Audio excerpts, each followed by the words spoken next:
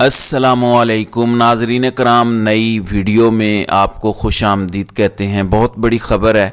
ख़बर इमरान खान और जनरल कमर जावेद बाजवा से मुतल्लिक है। आपको याद होगा साइफ़र केस की समाअत के दौरान जब इमरान खान की सहाफ़ियों से गुफ्तगू हुई थी तो उन्होंने एक बात कही थी कि मैं जनरल बाजवा को बतौर गवाह बुलाऊंगा, उनका नाम दूंगा, और इसके अलावा उन्होंने अमरीकी सफारतकारों की भी बात की थी। अब ये था कि या तो जनरल बाजवा खुद पेश हो जाएं या अदालत उनको बुलाने का हुक्म दे दे। ये वज़न उठाने की हिम्मत अदालत करे तो सही। अब इस हवाले से बड़ी अहम पेशरफ्त सामने आई है। देखें, साइफ़र केस में बहुत बड़े फ्लॉज हैं। बहुत सवालात हैं कि क्या इमरान खान ने साइफ़र लोगों को उस तरह खोल के दिखाया, एक बात।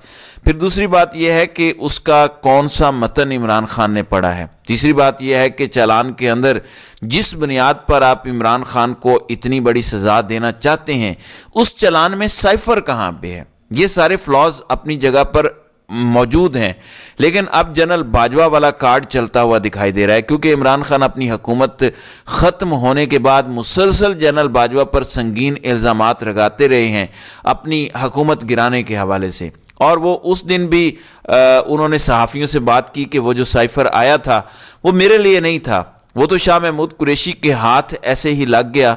उनके मुताबिक वो साइफ़र जनरल कमर जावेद बाजवा के नाम था और अमरीकी जनरल बाजवा को कह रहे थे कि इमरान खान की हुकूमत गिरा दो, और फिर ये सारा कुछ हुआ। लेकिन आज जो बड़ी ख़बर आई है वो जनरल बाजवा के ही हवाले से है।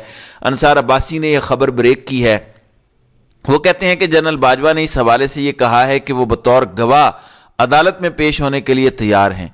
ये इस खबर का टाइटल है कि जनरल बाजवा इमरान खान को मायूस नहीं करेंगे। साबिक आर्मी चीफ साइफ़र केस में बतौर गवाह पेश होने को तैयार हैं।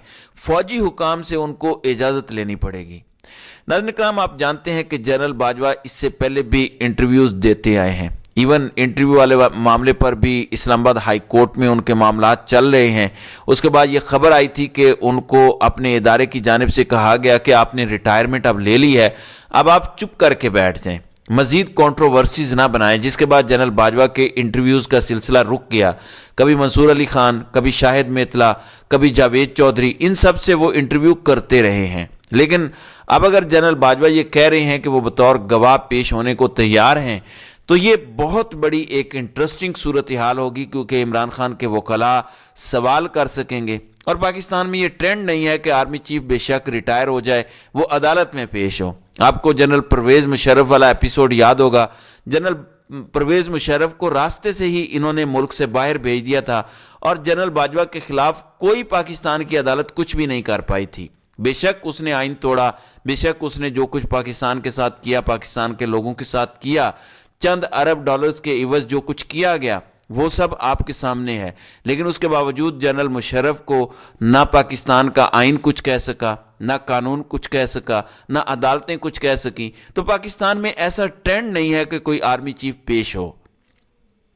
अब नाज़रीन इकराम, अगर जनरल बाजवा अदालत के अंदर पेश होते हैं, जाहिर है उनके ऊपर जिरा भी होगी, वो अपनी गवाही रिकॉर्ड कराएंगे और वो जिरा भी बड़ी इंपॉर्टेंट होगी। क्या वो सिर्फ आमादगी का इजहार करके ख़बरों में आ रहे हैं कि वो अदालत पेश होने को तैयार हैं, या वाक़अतन वो अदालत में पेश होंगे? अगर वो अदालत में पेश होते हैं तो मेरा ख्याल है कि इमरान खान के लिए आसानी हो जाएगी और ये केस अपने मंतकी अंजाम तक पहुँचता दिखाई देगा। दूसरी जानिब इस्लामाबाद में आज अदालती महाज पर बहुत कुछ हो रहा है।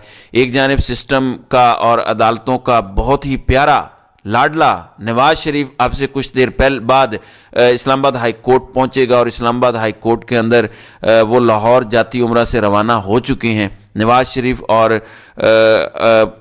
अल अजीज़िया रेफरेंस के अंदर भी आज नहीं तो कल नहीं तो परसों उनको बरी कर दिया जाएगा, उनको क्लीन चिट दे दी जाएगी। ये क्लीन चिट और बरीयत वैसी ही है जैसे नवाज शरीफ लंदन बैठे हुए थे तो उनको यकीन था कि उनको कोई गिरफ्तार नहीं कर पाएगा, उनको यकीन था कि उनको हर तरह का रिलीफ मिलेगा।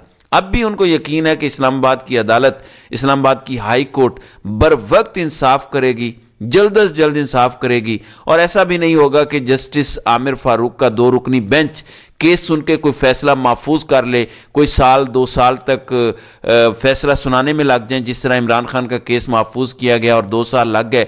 ऐसा भी नहीं होगा। ممکن ہے کہ اسی وقت عدالت میں فیصلہ سنا دیا جائے، اگر اس وقت نہ سنایا گیا تو جتنی جلدی ہوگا فیصلہ نواز شریف کا سنا دیا جائے گا۔ پھر دوسری جانب ایک اور اہم معاملہ ہے، آج الیکشن روکنے کی درخواست پر سماعت تھی اور ایک شہری نے کل درخواست دائر کی تھی، کل ہی اس کو منظور کیا گیا، سماعت کے لیے مقرر کیا گیا۔ پھر رات سے شور مچ گیا کہ سپریم کورٹ کا فیصلہ موجود ہے، اسلام آباد ہائی کورٹ کیا کرنے جا رہی ہے، تو جسٹس عامر فاروق کیا کرنے جا رہے ہیں۔ جب شور مچا تو ظاہر ہے پھر اس کا فیڈ بیک آنا ہی ہوتا ہے۔ اب اچانک سے انہوں نے ایک طرح سے ہاتھ کھڑے کر دیے ہیں اور کہا ہے کہ ہائی کورٹ کا تو اس میں کچھ لینا دینا نہیں ہے، آپ الیکشن کمیشن سے رجوع کریں، آپ الیکشن کمیشن کو دی گئی درخواست کو ساتھ لگائیں، اس پر جلد آرڈر کا کہہ دیں، الیکشن ایکٹ پڑھیں، اس میں کیا لکھا ہوا ہے کہ الیکٹورل لسٹ کس کی ذمہ داری ہے، آپ نے الیکشن کمیشن کو درخواست دی تو وہ کہاں ہے، اگر کوئی ایسی درخواست دی گئی ہے تو وہ اس پٹیشن کے ساتھ لگائیں۔ آپ آ گئے ہیں کہ پورے پاکستان کا ریکارڈ کھول کر بیٹھ جائیں، اس سوال کا جواب دیں کہ انتخابی فہرستوں کی درستگی کس کا کام ہے۔ اور اس کے بعد انہوں نے یعنی جسٹس عامر فاروق نے اس درخواست کو غیر معینہ مدت کے لیے ملتوی کر دیا ہے۔ ناظرین اکرام، آپ حیران اس بات پر ہوں گے کہ اس درخواست کے اندر بنیادی جو آرگومنٹ تھا وہ یہ تھا کہ افغانستان کے جو شہری ہیں ان کے بہت زیادہ شناختی کارڈ بن چکے ہیں، جب تک وہ مسئلہ حل نہیں ہوتا پاکستان میں الیکشن نہ کروائے جائیں۔ اب آپ حیران اس بات پر ہوں گے کہ آج عمر چیمہ نے بھی دی نیوز میں وہی خبر چھاپی ہے، یعنی جو وہ محب وطن شہری عدالت میں کہہ رہا ہے، عمر چیمہ نے بھی وہی آج کہا ہے، اور ان کے مطابق ہزاروں ایسے افغان شہری ہیں جن کے پاس ماضی قریب میں پاسپورٹ تھے اور یہ پاسپورٹ خیبر پختونخوا، بلوچستان اور سندھ کے شہروں سے جاری کیے گئے۔ پھر انہوں نے وہاں کے اہم عہدیداران کا نام لکھ کے بتایا ہے کہ فلاں مذاکرات کے لیے، فلاں چیزوں کے لیے اس طرح کیا گیا۔ تو یہ ایک پورے کا پورا ماحول بنایا جا رہا ہے، لیکن اس ماحول سے کیا فرق پڑے گا اس کا ہمیں اندازہ نہیں ہے، صرف ایک ہی مقصد ہے، الیکشن سے بھاگا جائے۔ اب حبیب اکرم صاحب نے کچھ اور سرویز کیے ہیں، دیپال پور کے اندر NA 137 کا انہوں نے سروے کیا، انہوں نے لوگوں سے پوچھا کہ کون سی جماعت جیتے گی، تو انہوں نے کہا کہ پاکستان تحریک انصاف، اور یہ 41% لوگ ہیں، جبکہ مسلم لیگ نون کے لیے صرف 33% لوگ تھے۔ پھر حبیب اکرم صاحب اوکاڑا چلے گئے NA 136 میں، لوگوں سے پوچھا کہ کون جیتے گا، یہاں پر بھی کم و بیش وہی صورتحال تھی، 40% لوگوں نے کہا کہ پاکستان تحریک انصاف، مقابلے میں، جبکہ اس کے مقابلے میں 34% لوگوں نے مسلم لیگ نون کی بات کی۔ تو یہ بنیادی وجوہات ہیں جس کی بنیاد پر یہ سب کچھ کہہ رہے ہیں۔ اب سکندر سلطان راجہ آج بھی کہہ رہے تھے کہ 8 فروری کو پولنگ ہوگی، الیکشن شیڈیول اگلے چند دنوں میں آ جائے گا۔ پھر وہ فرما رہے تھے کہ عوام کو یاد رکھنا چاہیے کہ آپ کے ہاتھوں میں ووٹ کی طاقت ہے۔ عوام کیا یاد رکھے؟ عوام نے تو ووٹ ڈالا بھی نہیں ہے، عوام کو پتہ ہے اس نے کس کو ووٹ دینا ہے، کس کو نہیں دینا۔ سسٹم بتا رہا ہے کہ نواز شریف وزیر اعظم بنے گا، چوتھی بار بنے گا اور پوری طاقت کے ساتھ بنے گا۔ اس میں لوگوں کی طاقت کہاں گئی؟ لوگوں نے تو فیصلہ ہی نہیں کیا ابھی تک، اور سسٹم وزیر اعظم اس کو پروٹوکول دے رہا ہے، اس کے شگن پورے کر رہا ہے وزیر اعظم والے۔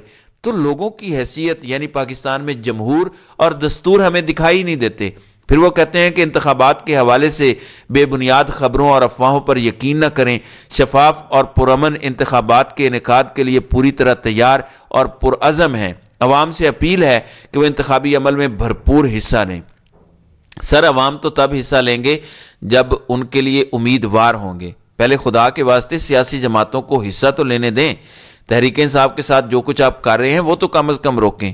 اب پاکستان تحریک انصاف نے رات کو اپنے آفیشیل ٹویٹر ہینڈل سے بتایا کہ deputy speaker Punjab assembly Wasiq Qayyum Abbasi اور سابق صوبائی وزیر ملک تیمور مسعود کو کل رات نامعلوم افراد نے غائب کیا اور ابھی تک کسی پولیس اسٹیشن پر انہیں پیش نہیں کیا گیا، جس کے فوراً بعد واسق قیوم عباسی جو ڈپٹی اسپیکر تھے انہوں نے کہا کہ اب ریاست اور ان کے اداروں کے ساتھ محاذ آرائی کا بوجھ اٹھانا ناقابل برداشت ہے۔ میں ریاستی اداروں کے خلاف تمام پرتشدد کارروائیوں اور پی ٹی آئی کی طرف سے پوری قوم کو گمراہ کرنے والے بیانیے کی نفی کرتا ہوں۔ دوسرے لفظوں میں انہوں نے کہا ہے کہ میں تحریک انصاف سے الگ ہوتا ہوں اور میری آپ جان چھوڑیں۔ اب شاید اس طرح سے ان کی واپسی بھی ہو گئی ہو۔ تو یہ ہے ہمارا پاکستان اور یہ ہمارے طاقتور قانون کے رکھوالوں کا حال ہے۔ تو تو ناظرین کرام، آپ کی اس ویڈیو کے حوالے سے کیا رائے ہے؟ آپ اپنی رائے کا اظہار کامنٹ سیکشن میں ضرور کیجیے گا۔